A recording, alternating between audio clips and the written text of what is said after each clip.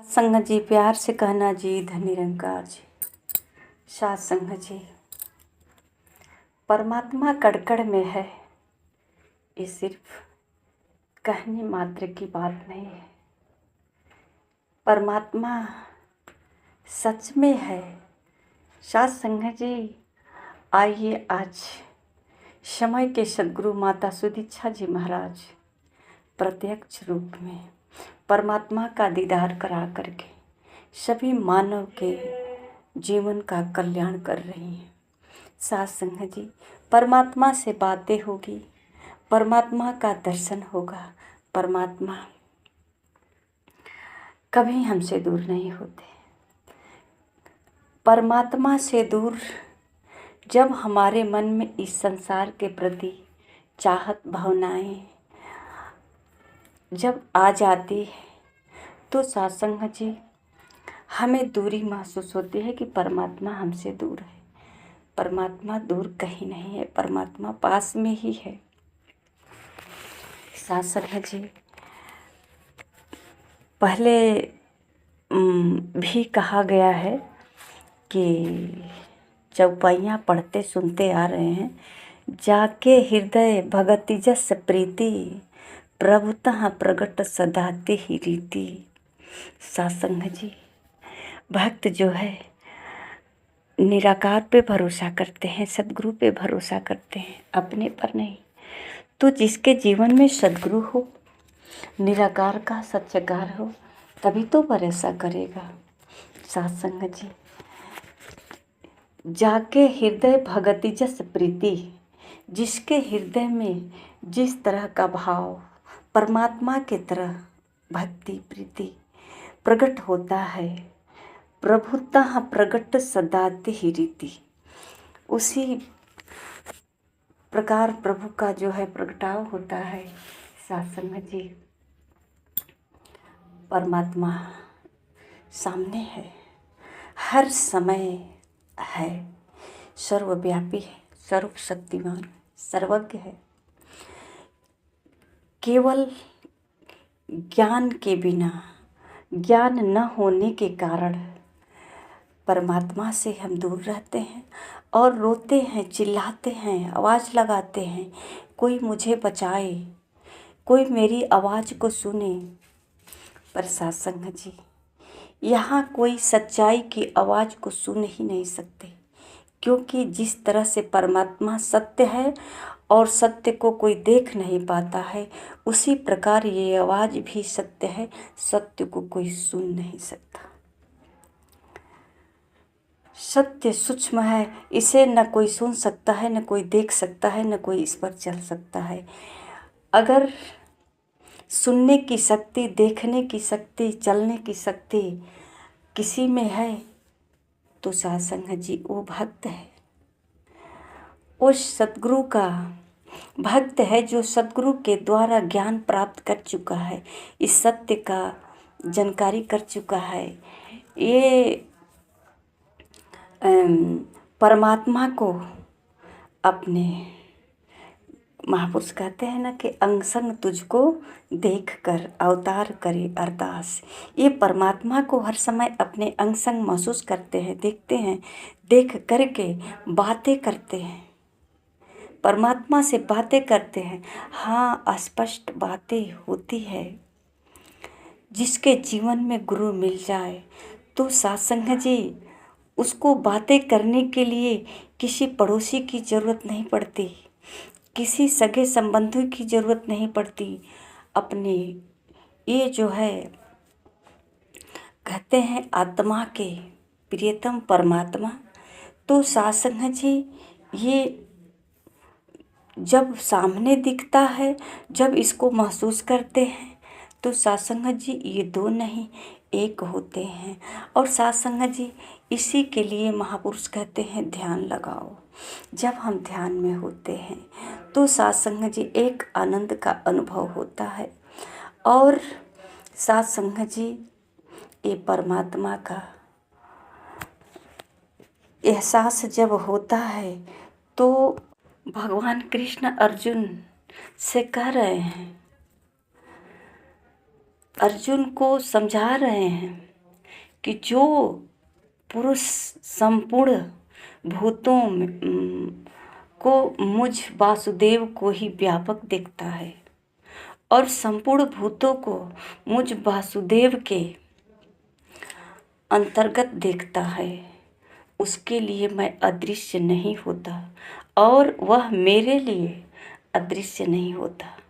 पर यह संभव है कैसे? सभी प्राणियों में परमात्मा का दीदार करेगा कैसे?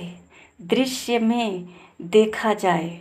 भगवान कृष्ण अर्जुन को कहा, जो मुझे देख रहे हो मैं नहीं हूँ, मेरा असली रूप ये निराकार है।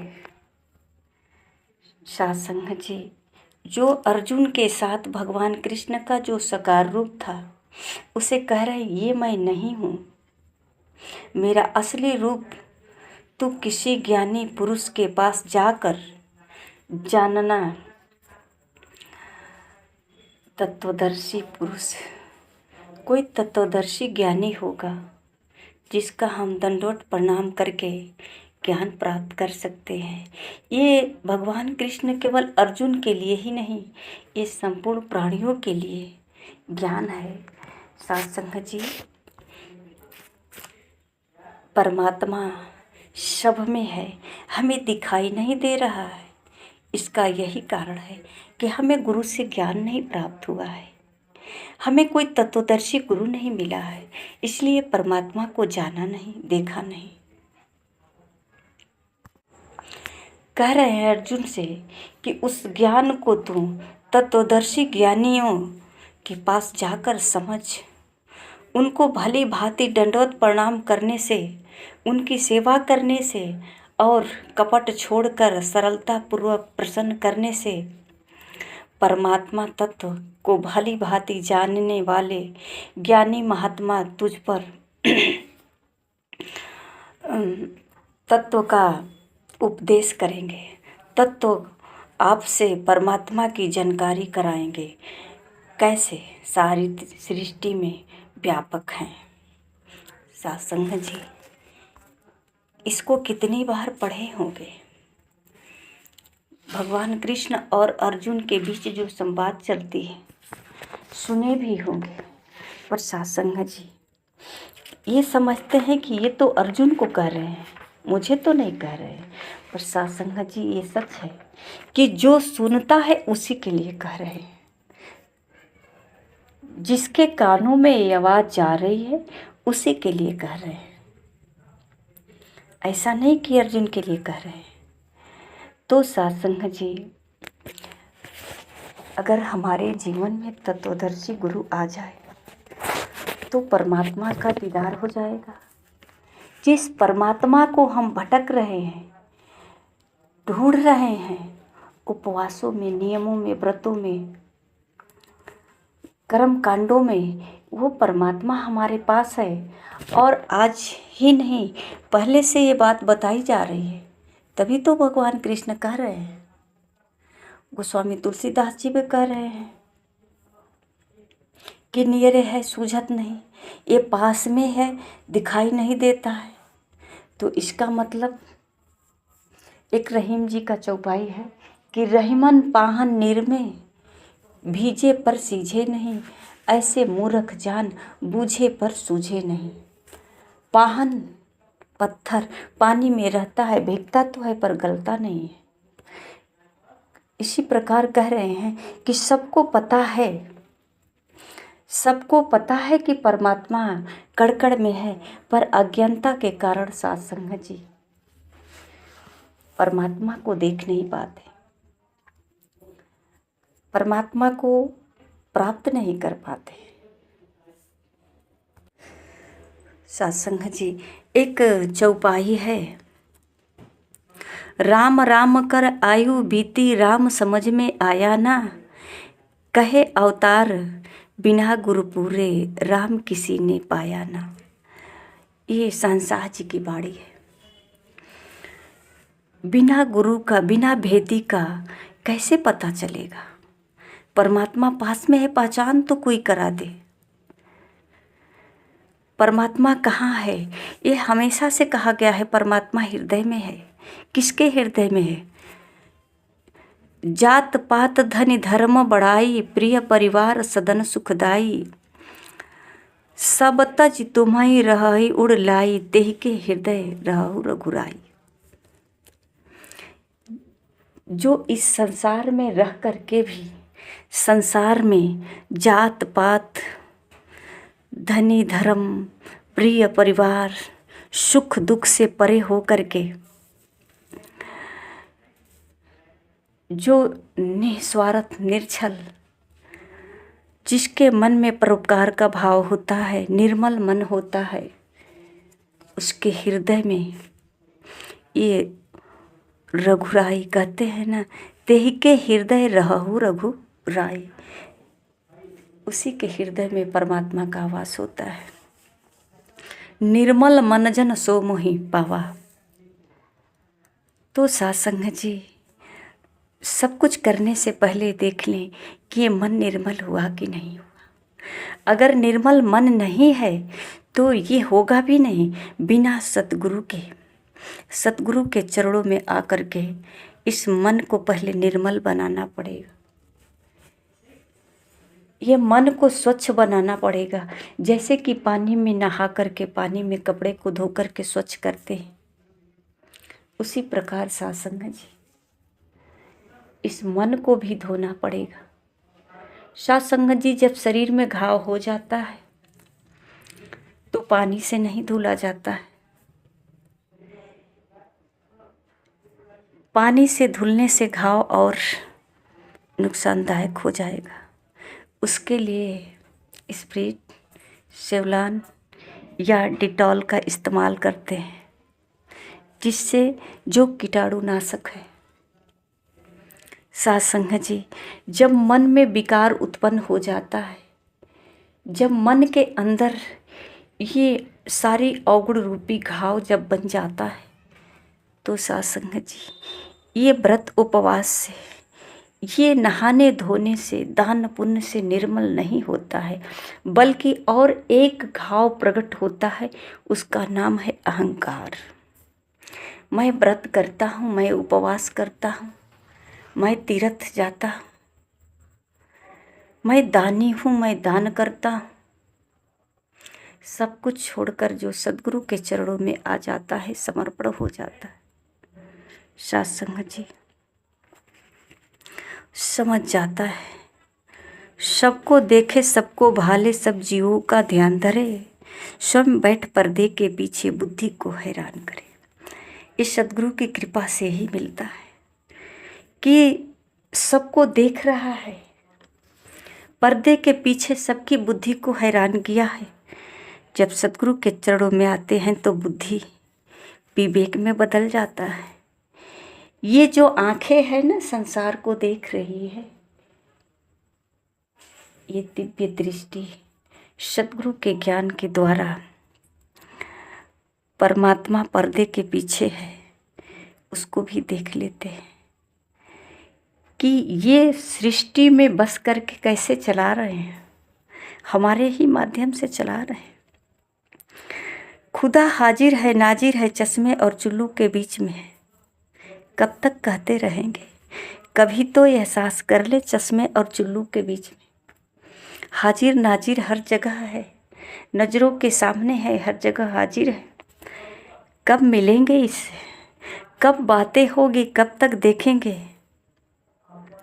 सत्संग जी, केवल हम शास्त्रों का अध्ययन करते करते अपने को थका देंगे।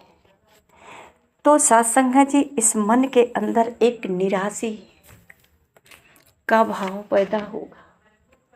अभी तक तो सारे विकार थे, काम क्रोध लोभ मोह अहंकार, पर एक और घाव जो निराश हो गए। वो सब कुछ तो किया पर कुछ भी नहीं किया, सब कुछ तो किया पर कुछ भी नहीं किया। क्योंकि सत्संग जी, जो कुछ भी किया अज्ञानता में किया। जिसे सद्गुरु का ज्ञान हो जाता है कबीर साहब कहते हैं, राम बुलावा भेजिया दिया कबीरा रोय, जो सुख साधु संग में सो वैकुंठ न होय। संतों के संग में जो सुख होता है, जो सदगुरु के चरणों में सुख होता है, वो इस संसार में ढूंढते रह जाएंगे, मिलने वाला नहीं है तो संसार में ही। पर सत्संग जी कब कैसे हमारे लिए लाभदायक होगा। सत्संग जी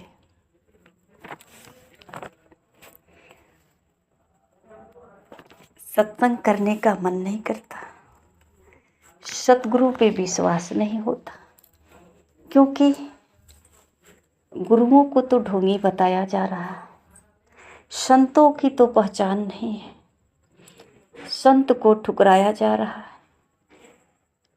सत्संग जी अपनी मर्जी से मन चाहा जितना भक्ति भजन कर ले, बस अंधेरे में कुछ दिख नहीं रहा है, जिधर जाते हैं केवल ठोकर ही लगता है। चल तो रहे हैं, ढूंढ तो रहे हैं, कुछ वस्तु खो गया है, अंधेरा है, दिख नहीं रहा है। इधर उधर ढूंढ रहे हैं, प्रयास तो कर ही रहे हैं, पर मिल नहीं रहा, क्योंकि अंधेरा है। यही तो हालत है कि हम भक्ति तो कर रहे हैं, परमात्मा को ढूंढ तो रहे हैं, परमात्मा की सेवा कर रहे हैं, भजन कर रहे हैं, कीर्तन कर रहे हैं, सब कुछ तो कर रहे हैं, पर ठोकर लग रहा है, क्योंकि अंधेरा है, ये दिख नहीं रहा है परमात्मा। हमने क्या चढ़ाया, क्या इन्होंने खाया, हम जो किया क्या इससे खुश हैं, ये सब कुछ भी नहीं मालूम, क्योंकि अज्ञानता की अंधेरा है। आइए सत्संग जी हम सतगुरु के चरणों में आकर के सतगुरु से ज्ञान प्राप्त कर लें। अगर हमें सतगुरु नहीं मिलता है तो गीता को पढ़कर देखें, भगवान कृष्ण अर्जुन से क्या कह रहे हैं कि तत्वदर्शी गुरु के चरणों में आकर के समर्पण भाव से दंडवत प्रणाम करके मुझ अविनाशी का स्वरूप का जानकारी कर ले। सत्संग जी कहाँ है वो गुरु, उस गुरु को हम तलाश करें। जब तक इस जीवन में संत नहीं आते, गुरु नहीं आते, ये मानव जीवन का कल्याण संभव नहीं है। चाहे हम जितने भी व्रत उपवास करते रह जाएं, ये तो मेरा कर्मकांड है, ये मेरी मर्जी है, मेरी इच्छा है, मेरा क्या है ख्वाब है, ये मेरा जो है शौक है, एक शौक है, ऐसा नहीं, बस शौक तक ही सीमित रह जाएगा, भक्ति आत्मा तक नहीं पहुंच पाएगी। सत्संग जी प्यार से कहना, धन्य निरंकार जी।